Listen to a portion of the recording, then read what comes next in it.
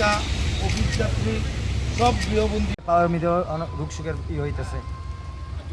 কি সমস্যাটা কি?